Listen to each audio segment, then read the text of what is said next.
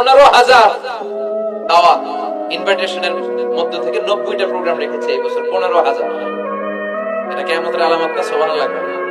আর এটা কিয়ামতের আলামত কেন? আমারে লাগবে কেন? আপনার এলাকায় মুহাদ্দিস নাই? আপনার এলাকায় মুফাসসির নাই? মিজানুর রহমান আজহারীকে লাগবে কেন? মিজানুর রহমান আজহারী যেখানে সুযোগ হবে 2-4 জায়গায় প্রোগ্রাম করবে। এখন তো ইউটিউবে সব দেখা যায় যে এত চ্যানেল, অনেক মাহফিলে এত শ্রোতাও নাই।